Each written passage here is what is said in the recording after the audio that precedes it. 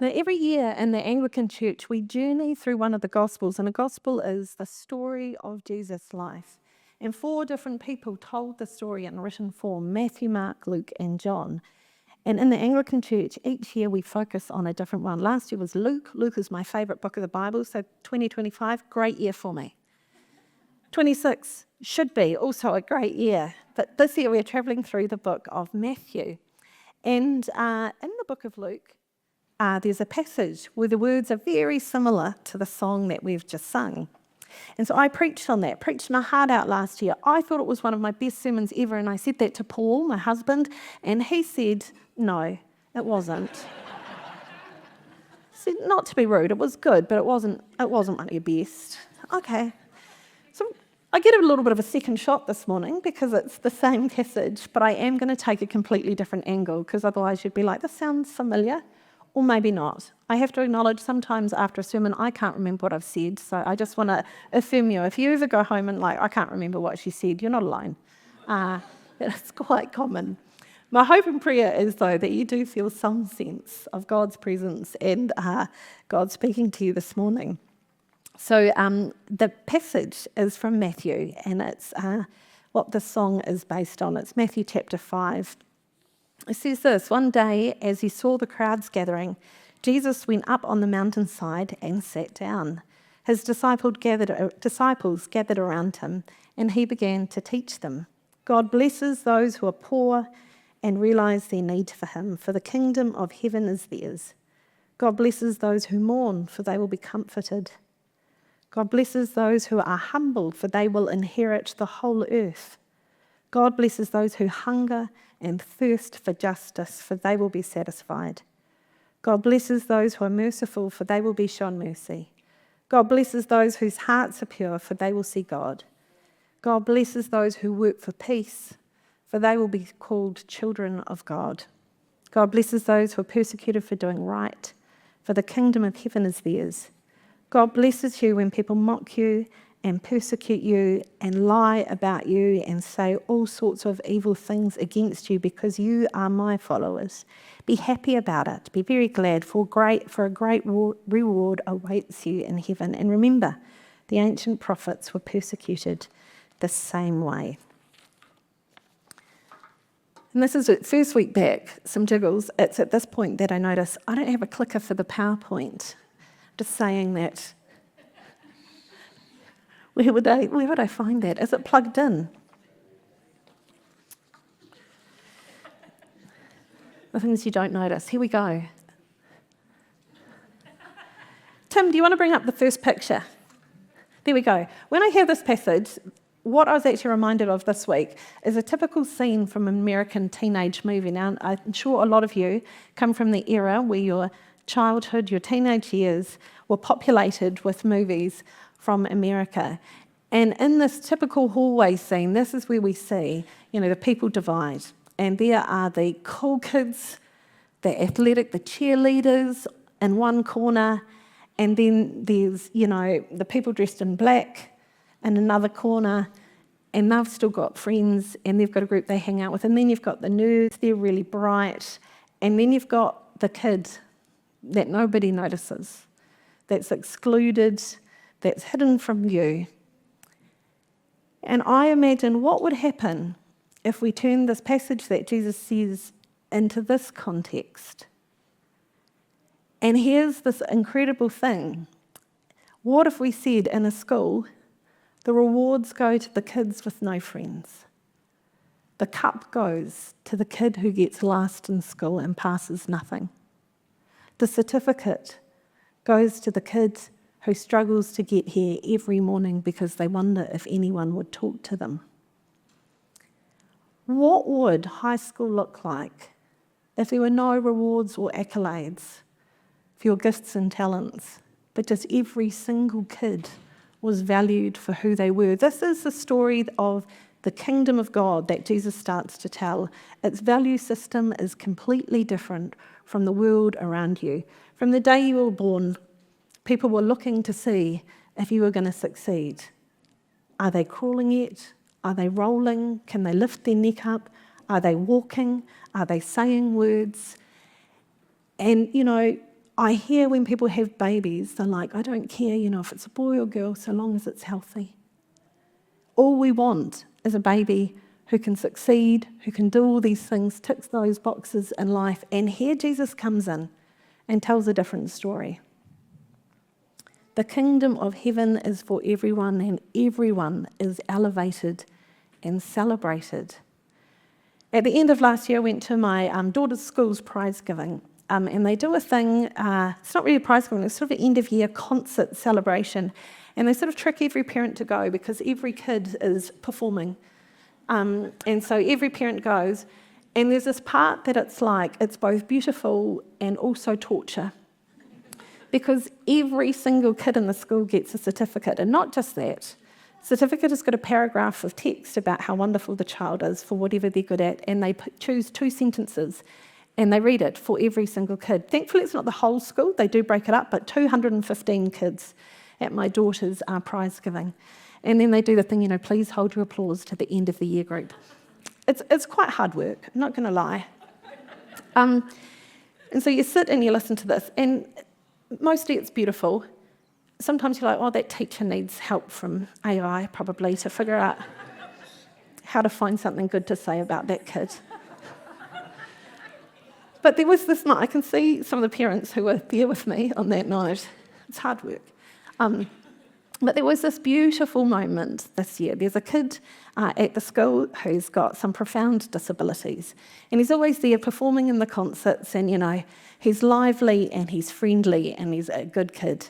And as he came up onto the stage in that concert, the kids, or for the certificates, the kids all started cheering and chanting his name. And he comes up and he gets his certificate, and then everybody in the whole thing, all the parents, grandparents, everyone is there. He is the only child who is cheered and clapped. And I was like, that is the kingdom of heaven. This is what this passage is. It's upside down. Who is going to be blessed? Who's going to be rewarded? Who's going to get the accolades? Who gets the applause? The poor, the humble, the broken, those who mourn. So here's this upside down kingdom. But the challenge, I think, isn't just, well, how do I live that personally? I'm going to walk out of here, I'll go back to work, I'll go back to study, whatever I'm doing. And, I'll try and perhaps be a bit more inclusive and say hi to people that are lonely. But I think the challenge is actually something really different. A lot of the Bible is not written to individuals. The reason we read it individually is because we have books that didn't exist back then, and also we live in a highly individualistic society. So whatever we read, it's speaking to me. If you see a meme, it's for you personally. Back in Jesus' day, people read in community. The only way you could read was if someone got up and read to you. It had to happen in a group, special occasion. People would gather and they'd read together. And then it was the group had to figure out, how do we do this together? It's really different from how do I do this on my own? How do I become a better person? Really the question is, how do we become a better community? How do we become that place when people come in, they're like, gosh, this is a bit, tilting. Your value system is really different from the world. You honour and value everybody. You welcome people. How do we become that place? And through history, the church, that's a gathered people of God, have tried to figure this out. And this is one of the reasons I asked Paul, can we play this song? Because today I'm going to link back through history. What have groups of people who have tried to follow Jesus done to try and live out this completely different ethic, a completely different way of living? The first followers of Jesus were in Jerusalem. That was a city comprised of Jews, and they came together and they did something amazing. In the book of Acts, chapter 2, it tells the story. They gathered together, they gave to anyone who had need, they shared what they had, they met together daily, they praised God. They were trying to figure out, how do we turn this upside down? If I've got too much, I can share with people who don't have enough. Here they are living the ethic. And it was kind of successful. But then something happened. The story of Jesus began to spread all throughout the Mediterranean. And then it hit other cities. And these cities were multi-ethnic, multi-religious, rich and poor, different views on gender roles within the family, within society, and all of a sudden it kind of came to a bit of a screaming halt. Here's a city, Corinth, and this was like this. I used to think, when I imagined, olden days, that everybody, was probably, if you lived in Corinth, you're Corinthians, you were Greek. But that wasn't the case. People travelled from all over. It was kind of more like London. Here is a city teeming with people from all different ethnicities, and they hear this message about Jesus, and then they try and live it out in multiple cities around the Mediterranean, and they do a terrible job, an awful job. And a big chunk of the Bible is written by a guy called Paul, one of the followers of Jesus, and he's just writing to all these groups, telling them off. You're really useless at this Jesus following thing as a group. This is going really badly. In Corinth, he tells them, I've heard that when you all gather together, the rich people arrive first, they eat, they drink, and by the time the day workers arrive, you're drunk, you're full, and there's no food left over for the poor people. What on earth are you doing? And you kind of imagine, surely it would be better than that, but there we go. This is the early followers of Jesus. And this is the reality. The poor people eked out, a pretty subsistence lifestyle, hand to mouth. What you grew, you ate. What you traded, was the food that you would eat that night. Really basic shelter. Really vulnerable, short lifespan. You could kind of imagine a lot of children would die in that situation. There's the poor, and at the same time in these cities, really, really wealthy people. This isn't from Corinth, this is from somewhere else, but it's an example. Really wealthy. And so some of these people came together, and they're trying to figure out, well, how do we learn to follow Jesus when we're so different? Different languages, different ethnicities, different religion, very different views on how women and men should interact, different sexual ethics. So how does this play out in this new community? And this is the wrestle. And this is the wrestle that we are invited to join in on. So what were some of the keys that happened? How could they turn around a really divisive community that didn't care for one another into something that more accurately reflected God's kingdom? This week I came across a theologian. His name is Douglas Campbell. He is a professor in New Testament at Duke University in the States, which has a great theology department. What I found out this week is he grew up in New Zealand. That's pretty exciting. You don't often quote theologians from New Zealand. Anyway, he writes about what was happening in this area. He says this: Greco-Roman cities loved appearances. They loved what people looked like, how much money they had, their connections, and how they spoke. Fully trained rhetorical professionals could captivate audiences for hours. They were the rock stars of the ancient world, and they commanded huge fees for their performances. They looked beautiful and spoke beautifully. I read this and I was like, Ed Sheeran last weekend. It was speakers, not singers back in the day. Anyway, it goes on. In one of the most profound passages he ever wrote, Paul points out that the Christian God revealed in the crucified Jesus could not be more different than this. By journeying down into the human condition and ultimately accepting a shameful death, Jesus revealed that God was a reaching God, an inclusive and gentle God who valued everyone, including the most despised and marginalised. This is what we are invited into. How do we learn to live this out? The theologian, he refers to a passage, and it's this passage from Corinthians. This is one of the letters written to the city of Corinth, where Paul is pleading with them. Come on, how can you not understand this? And this is what he writes. The scriptures say, I will destroy the wisdom of the wise and discard the intelligence of the intelligent.